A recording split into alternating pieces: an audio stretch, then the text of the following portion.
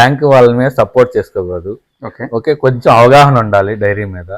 అలా ఉంటే మనకు సక్సెస్. ఈ అబ్బాయి పేరు వచ్చేసి ఆవుల అనిల్ గారు. డైరీ ఫామ్ లో ఏదన్నా కష్టాన్ని కానీ నష్టాన్ని కానీ ఎదుర్కొన్నారా? పాలను ఎలా మార్కెటింగ్ చేస్తున్నాడో అడిగి తెలుసుకుందాం. హాయ్ అనిల్. హాయ్ అండి. మీరు ఎన్ని సంవత్సరాల నుంచి డైరీ ఫామ్ రన్ చేస్తున్నారు? నా 1 year కంప్లీట్ అయిందన్న. మనకి ఇప్పుడు దాకా ఎటువంటి ఇబ్బంది లేదన్న డైరీలో. మేము ఓన్గా పాలు సేల్ చేసుకుంటున్నాం, రీటైల్కి ఇస్తున్నాం. మనకి ఇక్కడైతే ఎటువంటి ఇబ్బందులు లేకుండా, వర్కర్స్ కూడా ప్రాబ్లం లేకుండా మేనేజ్మెంట్ చేస్తూ ఉన్నాం.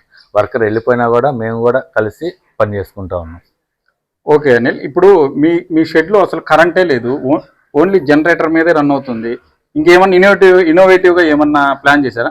రైట్. యాక్చువల్లీ నేను జనరేటర్కి ఎందుకు మూవ్ అయినంటే, ఒక పవర్ వాళ్ళని సప్లై అడిగితే వాళ్ళు 4 lakhs అడిగారు. 4 lakhs ఇన్వెస్ట్మెంట్కి మనకు వచ్చేసరికి 4,000 ఇన్వెస్ట్మెంట్ ఇంట్రెస్ట్ అవుతుంది. ఆ 4,000 ఇంట్రెస్ట్ డీజిల్ ఖర్చు అవుతుంది అనమాట. దానికోసం నేను జనరేటర్ యూజ్ చేస్తున్నాను.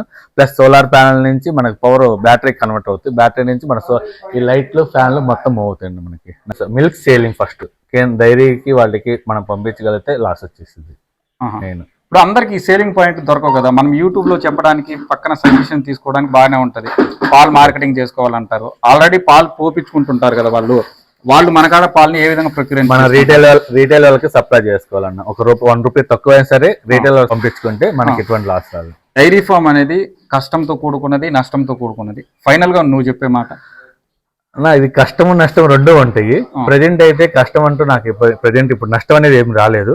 ప్రజెంట్ 2 years కానీ మనం వితౌట్ ఇన్వెస్ట్మెంట్, అంటే మనకి ఎటువంటి లాభం ఆశించకుండా కానీ మనం సక్సెస్ఫుల్ గా రన్ చేయగలిగితే ఇబ్బంది లేకుండా.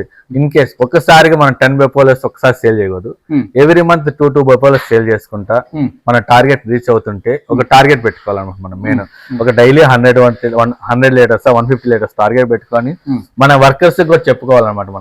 మనకి ఇలా టార్గెట్ మనం పెట్టుకొని మనం సక్సెస్ఫుల్ గా రన్ చేసి every month day to day మీకు శాలరీ ఇవ్వడానికి కానీ మనం ఇన్వెస్ట్మెంట్ కానీ ఎటువంటి ప్రాబ్లం లేకుండా సక్సెస్ వెళ్తామని మనం ముందుగానే మోటివేషన్ చేసుకోవాలి ఎంప్లాయీస్. ఓకే, మీరు వాడుతున్న దానాలు ఏంటివి? నేను మక్క పిండి, ఓకే, ప్లస్ తవుడు వాడేది. ఇంకేమి అంత మన మిల్లర్ మిర్చి వాడతాను నేను. బెల్లము, హిమాలయ బత్తీస్, సోడా ఉప్పు అలాంటివి సోడా ఉప్పు యూజ్ చేస్తాను. ఎప్పుడో రేర్ పొజిషన్ లో వాడతాం మేము.